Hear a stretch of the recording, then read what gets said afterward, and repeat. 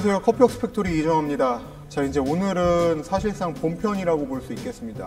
로스팅하는 방법은 도대체 언제 알려줄 거요? 하셨을 텐데 오늘 그 핵심 비법들을 공개하도록 하겠습니다. 자, 오늘 내용은 제가 원래 돈 받고 1대1로 하는 교육 내용의 대략 한 3분의 2 정도를 공개하게 됩니다. 이름이 급해 봐봐. 혹시 장이야? 배 건들지 마. 나머지 3분의 1은 영상을 다 보시고 그럼에도 불구하고 나는 배가 고프다 하시는 분들은 연락 주시기 바라겠습니다. 자, 가장 많이 받는 질문은 역시나 로스팅 방법이겠죠. 개인적으로 인스타 DM으로도 받고, 주된 내용은 내가 지금 로스팅을 하는데 잘 안 돼. 어떻게 하면 좋을까? 뭐가 문제일까? 그리고 아무래도 제가 기센 로스터를 워낙 많이 사용하다 보니까 거의 대부분 기센을 지금 사용하시는 분들인데 처음 사용하시는 분들이 많습니다. 로스팅을 학원에서 교육 정도만 받아보셨거나 아니면은 누군가한테 1대1 교육을 받기는 했는데 교육받을 때 사용했던 로스터랑 내가 구입한 로스터가 다르다 보니까 기센 로스터에 대입을 못 하시는 분들이 있습니다. 그리고 의외로 로스팅을 한 번도 해본 적이 없으신 분들이 몇천만 원짜리 기센 로스터를 덜컥 구입하는 경우가 있습니다.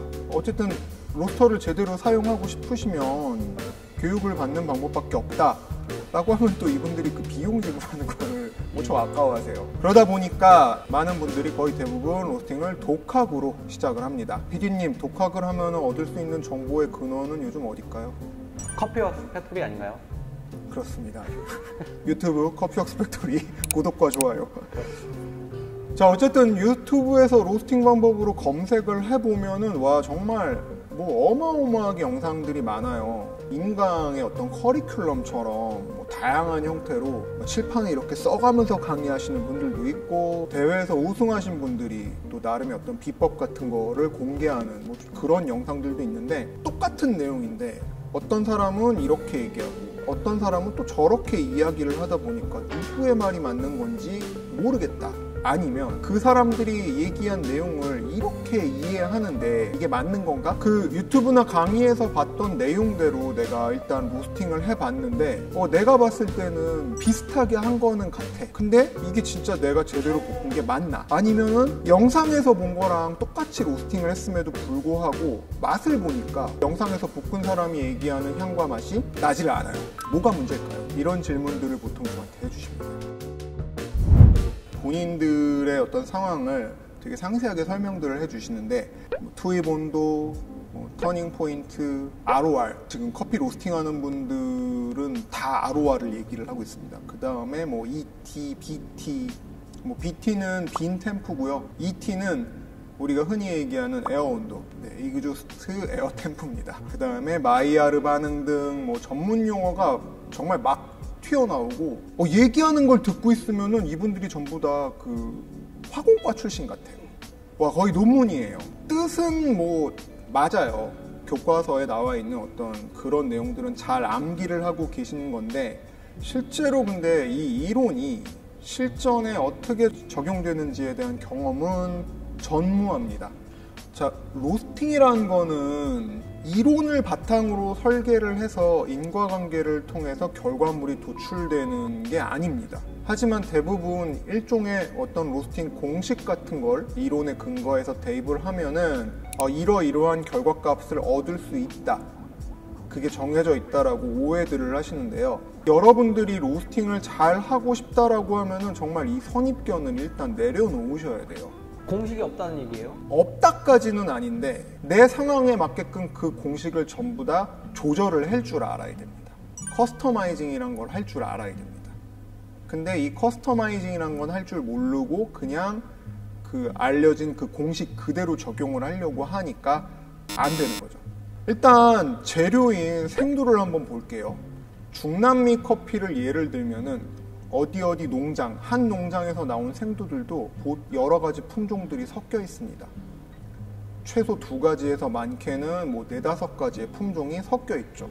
그러면은 당연히 각각의 생두의 크기, 수분량, 밀도 전부 다릅니다. 아주 큰 영향을 미치는 온습도, 그 다음에 대기압 같은 경우에는 계속 변화합니다. 절대 가만히 있지 않습니다. 저 같은 경우에는 지금 크롭스터 앰비언트 센서를 써가지고 지금 로스팅되는 이쪽 공간의 온습도 대기압을 실시간으로 365일 측정을 하고 있거든요. 한 일주일 정도의 온습도 그래프를 보면은 제가 아까 확인을 해봤는데 정말 미쳐 날뛰고 있습니다. 인과관계를 명확하게 기대할 수 있을 만큼 완벽하게 통제할 수 없다는 뜻이에요. 결론적으로 로스팅은 일종의 확률 게임입니다. 조건이 이 정도 범위라면 어떤 변수를 한번 이렇게 변화를 줘보고 또 다른 변수는 또 이렇게 변화를 줬을 때의 결과가 어떻게 나오는지를 보는 겁니다. 그래서 그 결과가 원하는 대로 잘 나오면은 내가 잡은 조건하고 변수의 범위가 잘 맞은 거고, 아니라면 다시 해봐야 되겠죠. 이 과정을 원하는 결과가 나올 때까지 반복하는 게 로스팅입니다. 어떤 일정 범위도 없이 100% 우연에 기대서 무작정 찍어가면서 답을 찾는 건 아니고, 보편적으로 알려진 조건과 변수의 범위들이 있기 때문에 그 안에서 답을 찾는 형태입니다. 자, 그럼 이거를 잘 하기 위해서 반드시 선행되어야 되는 게 있는데, 그게 무엇이냐? 제가 어쨌든 한번 테스트로 로스팅을 했어요. 원두가 나오죠. 그때 나온 원두가 잘 볶인 건지 아니면은 잘못 볶인 건지를 판단할 수 있어야 됩니다. 왜? 왜냐면 니네들이 뭔데 나를 판단을 해. 그게 너무 어렵지 않아요? 어렵지만은 또 한편으로는 되게 쉽게 접근할 수도 있습니다. 그러니까 이게 안 되면은 로스팅의 이론이니 방법론이니가 아무로 무의미해지는 겁니다.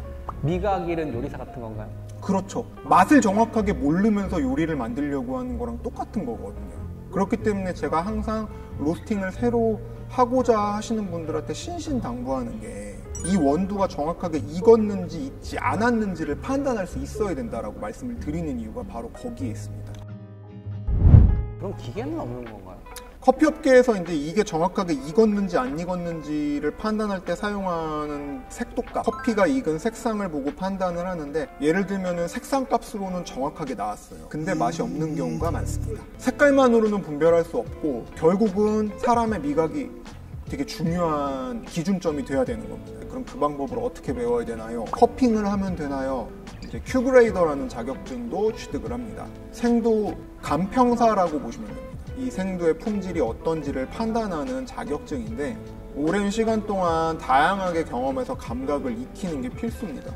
커피 공부를 따로 하지는 않고 전문 용어도 잘 모르시는 분이에요. 그냥 마시기만 해요. 근데 오랜 시간 동안 이분은 다양한 커피를 많이 드셔본 분이고, 또 다른 한 사람은 커피를 되게 좋아해요.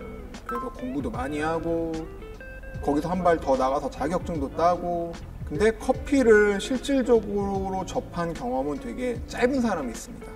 이 두 사람을 비교해 보면은 전자의 경우가 더 정확하게 판별을 합니다. 경험하기 전에 너무 많은 지식을, 많은 생각을 하다 보니까 맛을 혀로 느끼는 게 아니라 머리로 만들어낸다라고 표현을 하거든요. 이분들 오히려 맛을 진짜 정확하게 못 봅니다.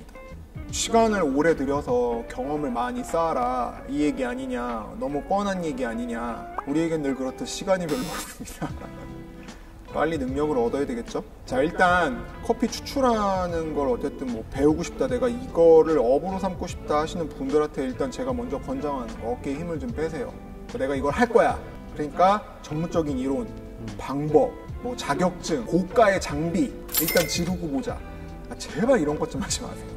일단 다 내려놓으세요. 원두가 잘 볶였는지 아닌지를 판단할 때는 일단 마셔보고요. 우선 식초처럼, 그러니까 신맛인데 양조 식초를 그냥 먹었을 때 막 이렇게 쨍한 그런 신맛, 그 다음에 떫은 맛.